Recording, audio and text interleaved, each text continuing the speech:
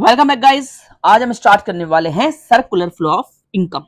बहुत प्यारा एंड छोटा सा चैप्टर जिसको पढ़ने में आपको मजा ही आ जाएगा। स्टार्ट करते हैं। सबसे पहले सर्कुलर फ्लो ऑफ इनकम क्या होता है। ये पूरा पैराग्राफ आपको 2 मिनट में समझ में आ जाएगा अगर आपने मेरा ये प्यारा सा चार्ट देख लिया। स्टार्ट करते हैं। एक चार्ट बनाना, देखिएगा ध्यान से।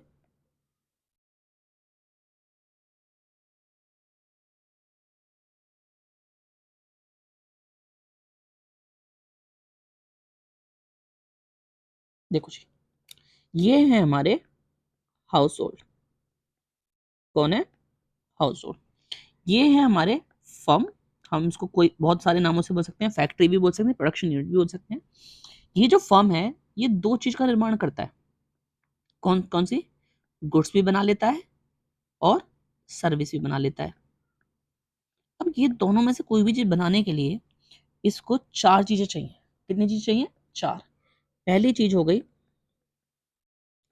लैंड, दूसरी चीज है लेबर, तीसरी चीज है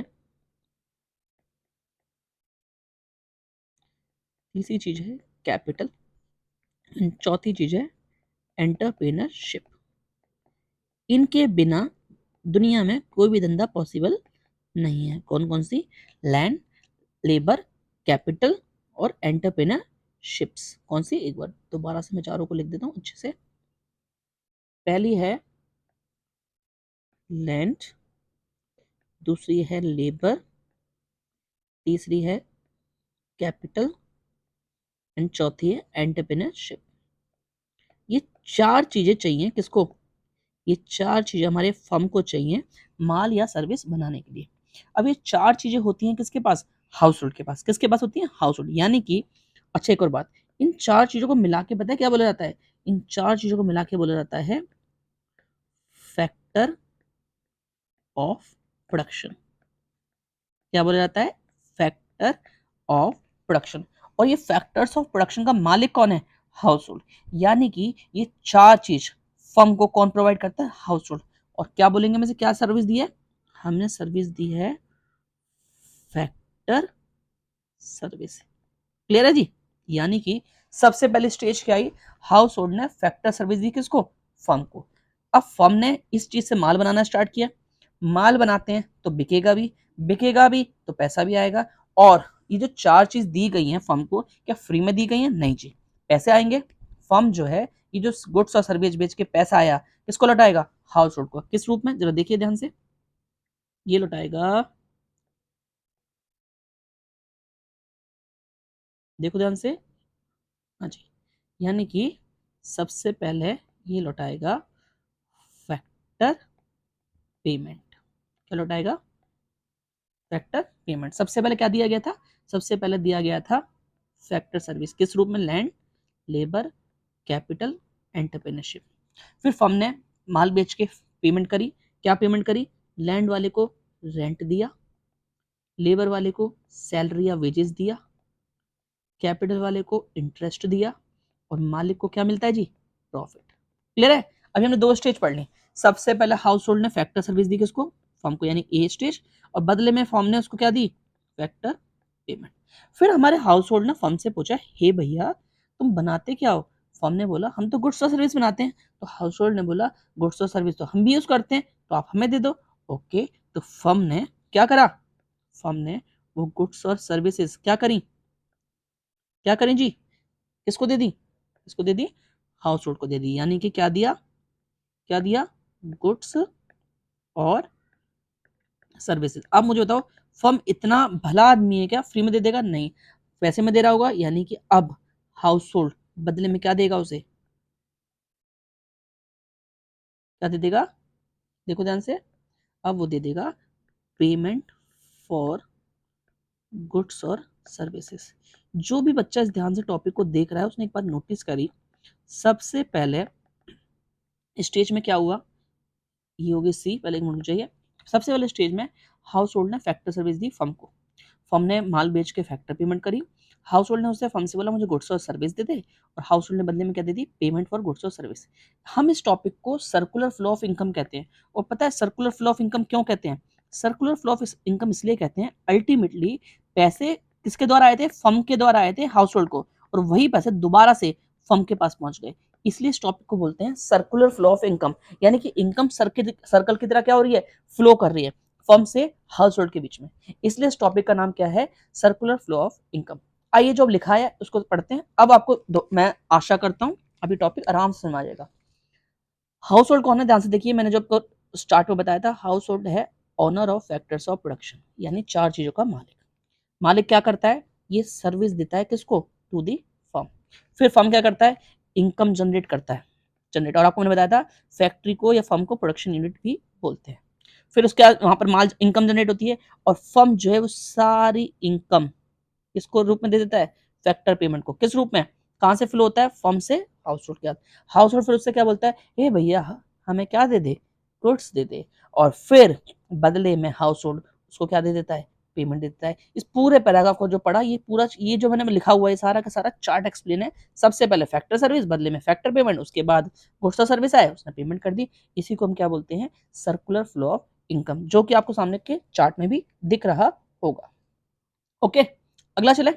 अगला आया faces of circular flow of income. Faces of यानी कि कितनी स्टेज होती हैं चार्ट में। अगर आप ध्यान से देखोगे तो 3 स्टेज सामने आई। सबसे पहले अगर आप इस चार्ट को देखोगे तो हमारा जो फर्म बाबू है, हमारे जो फर्म भैया हैं, इन्होंने माल बनाया था। क्या बनाया था, माल बनाया था, लेकिन किसकी मदद से, फैक्टर सर्विस की मदद से। यानी कि पहली स्टेज कौन सी आई, पहली स्टेज हमारी आई जनरेशन फेज। कौन सी स्टेज आई, जनरेशन फेज। इस फेज में फर्म ने गुड्स और सर्विस का निर्माण किया, किसकी मदद से, फैक्टर सर्विस की मदद से। इसलिए इस फेज को बोला गया जनरेशन फेज। आप बताइए ध्यान से, माल जनरेट करने के बाद क्या हुआ था, माल जनरेट करने के बाद बिका था, बिकने के बाद जो पैसे आए थे वो फर्म ने किस में बांट दिए थे, हाउस होल्ड में। इसलिए दूसरा फेज आया डिस्ट्रीब्यूशन, क्योंकि पैसे को क्या हुआ था, डिस्ट्रीब्यूशन हुआ था, किसने, फर्म ने हाउस होल्ड को। इसलिए यहां पर लिखा हुआ है flow of factor income from firm to household. ठीक है, थर्ड स्टेज में क्या हुआ था, पैसे आ गए थे किसके पास, हाउस होल्ड के पास। हाउस होल्ड ने वो पैसे किस पे खर्च कर दिए थे, गुड्स और सर्विस पे, यानी कि उन पैसों का क्या करा था, खर्च कर दिया था। इसलिए तीसरा फेस हो गया डिस्पोजिशन फेस। यानी कि हमारे कितने फेस हो गए, G D D, generation face, distribution face, and third is disposition face. कौन सा जी, डिस्पोजिशन फेस। ठीक है, अब हम अपना थर्ड क्वेश्चन स्टार्ट करते हैं, जिसका नाम है स्टॉक एंड फ्लो। अब ध्यान से देखिएगा, बहुत प्यारा टॉपिक है और एग्जाम पर्पज से काफी इंपॉर्टेंट टॉपिक है, ध्यान से पढ़ते हैं। स्टॉक होता है जिसको हम मेजर करते हैं एक पर्टिकुलर पॉइंट ऑफ टाइम पे, जिसको हम मेजर करते हैं एक पर्टिकुलर पॉइंट ऑफ टाइम पे। और फ्लो क्या होता है, जिसको हम मेजर करते हैं over a period of time. अगर आप दोनों डेफिनेशंस को ध्यान से देखोगे तो दोनों डेफिनेशन लगभग सेम है, सिर्फ एक वर्ड चेंज करना है। जहां यहाँ लिखा हुआ है पर्टिकुलर पॉइंट ऑफ टाइम, और एक यहाँ लिखा हुआ है पीरियड ऑफ टाइम। ठीक है जी, तो आइए अब जरा पहले समझ भी लेते हैं क्या है ये। जैसे अगर मैं आपसे बोलूं कि आप मुझे बताइए कि जैसे कार का शोरूम है, अगर मैं उनसे उनसे पूछूं कि आपके यहाँ पर 31 मार्च को कितनी गाड़ियां सेल हुई, 31 मार्च को, तो मैं बात कर रहा हूँ स्टॉक की, बिकॉज मैं एक पर्टिकुलर पॉइंट ऑफ टाइम की बात कर रहा हूँ। लेकिन अगर मैं बोलूं आपके यहाँ पर मार्च में कितनी गाड़ियां सेल हुई, तो हम इसे बोलेंगे फ्लो, क्योंकि मैं पूरे मार्च महीने की बात कर रहा हूँ। और दूं एग्जाम्पल, और दूं, सुनो जी, हाँ जी। अगर मैं आपसे बोलूं आपके बैंक में कितना बैलेंस है, तो आप मुझे बताइए क्या मैं 6 महीने का बैलेंस मांग रहा हूं या एक दिन का, आज का। यानी कि ये क्या है, स्टॉक। ये क्या है, स्टॉक। ओके, यानी स्टॉक एक सीधी भाषा में बोलूं, एक पर्टिकुलर पॉइंट ऑफ टाइम पे नापा जाए तो स्टॉक, और पीरियड ऑफ टाइम पे नापा जाए तो क्या, फ्लो। और प्यारा सा शब्द लिख दूं, PPT and POT. PPT particular period of time, POT period of time. फिर हमारा आया difference between stock and flow, जो लास्ट ईयर के पेपर में आपके आ चुका है, तो इसलिए ध्यान से पढ़िएगा स्टॉक और फ्लो में क्या डिफरेंस होता है। पहला डिफरेंस तो आपको दिख ही रहा होगा, सामने पिक्चर दिख रही है, पानी स्टॉक हो रखा है और पानी भर रहा है। यानी कि जब स्टॉक हो चुका है तो स्टॉक बोलेंगे, और जो भर रहा है उसको क्या बोलेंगे, फ्लो। यानी कि water in the tank at a specific point of time, जो एग्जाम में हमने डेफिनेशन में पढ़ा। आप मुझे बताइए इन दोनों में से कहां पर टाइम की बात नहीं की गई, किसमें, स्टॉक में। हाँ जी, तो इसलिए हम क्या बोलते हैं, it is not time dimensional, it is not time dimension. और कहां पर टाइम की बात की गई है, फ्लो में, तो इट इज टाइम डायमेंशन। आप मुझे बताइए दोनों को ध्यान से पिक्चर को देख के किस में चेंज नहीं आ रहा है, किस में नहीं आ रहा, स्टॉक में। इसलिए स्टॉक को बोला जाता है स्टैटिक। क्या बोला जाता है? स्टैटिक। कहां पर चेंज आ रहा है, इसलिए इसको बोला जाता है डायनेमिक। और बाई चांस पेपर में बच्चे क्या कर देते हैं, कंफ्यूज हो जाते हैं कि स्टैटिक कहां लिखना है, डायनेमिक। तो याद रखना, एस से स्टॉक और एस से स्टैटिक, याद रहेगा। ओके। और अगला डिफरेंस है measure at a point of time, measure over of period of time. Okay, तो और एक एग्जांपल लिख दीजिएगा। ठीक है, आगे चलते हैं। हमारा लास्ट क्वेश्चन चैप्टर का, real flow and money flow. जैसे अगर आपको मैं बताऊं, आपको सबसे पहले हमने चार्ट पढ़ाया था ये वाला, ये रहा। इसमें 4 स्टेज हुई जो आपको दिख रही होंगी, ए, बी, सी और डी। अगर हम 4 स्टेजों में ध्यान से देखो, तो आप मुझे बताओ ध्यान से, कहां कहां पर सर्विस का फ्लो हुआ है दोनों के बीच में, कहां कहां पर सर्विस। तो अगर आप ध्यान से देखोगे मेरे चार्ट में, एक तो ए, ठीक है, और दूसरा सी। तो ए और सी को मिला के बोला जाता है रियल फ्लो। क्या बोला जाता है? Real flow. और कहां कहां पर पैसे की बात हुई है? बी और डी। तो बी और डी को क्या बोला जाता है? Money flow. यानी कि जब हाउस होल्ड और फर्म के बीच में सर्विसेज की बात हो तो हम इसे क्या बोलेंगे? Real flow. और अगर पैसे की बात हो तो मनी फ्लो। आइए स्टार्ट करते हैं। रियल फ्लो देखो ध्यान से, जहां पर क्या, अच्छा एक बार बताओ ध्यान से, चार्ट में देख के याद करो।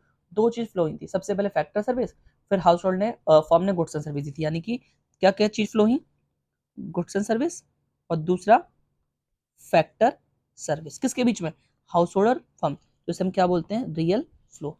और मनी फ्लो क्या होती है? जब पैसे का फ्लो हो। पैसे 2 बार फ्लो हुए थे, एक तो फैक्टर पेमेंट आई थी फर्म से, और दूसरा पेमेंट करी थी किसने? हाउस होल्ड ने गुड्स, किसकी? गुड्स एंड सर्विस किसको?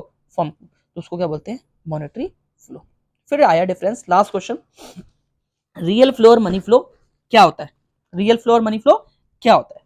सबसे पहले रियल फ्लो का दूसरा नाम होता है physical flow. Okay. Money flow का दूसरा नाम क्या होता है? Nominal flow. अब याद कैसे करोगे? एम के बाद अल्फाबेट में क्या आता है? एन। तो इसलिए याद रखना, मनी फ्लो का दूसरा नाम नॉमिनल फ्लो, और रियल का दूसरा नाम फिजिकल। अब याद कैसे करोगे? जो रियल इंसान होता है वो फिजिकली फिट होता है। अरे मतलब याद कर सकते हो, बाकी आपकी इच्छा है। रियल इंसान कैसा होता है? फिजिकल। तो रियल फ्लो का दूसरा नाम फिजिकल फ्लो, और मनी फ्लो का दूसरा नाम नॉमिनल फ्लो। आप मुझे बताओ, रियल फ्लो में क्या फ्लो हो रहा है? Goods and service and factor service. और मनी फ्लो में पैसे का फ्लो होता है। ओके, यहाँ पर क्या एक्सचेंज हो रहा है? Goods and service. यहाँ क्या एक्सचेंज हो रहा है? मनी। एक एग्जांपल हो गया, लेबर कहां से गई? हाउस होल्ड से फर्म। और यहाँ क्या फ्लो हो रहा है? सैलरी जा रही है, यानी पैसा, और यहाँ सर्विस। ये था हमारा चैप्टर जो हमने खत्म किया। सिर्फ इसके अंदर 4 ही क्वेश्चन है, तो आप बड़े इजीली कर सकते हैं। अगली क्लास में हम नए चैप्टर के साथ मिलेंगे। ओके, जय हिंद, धन्यवाद।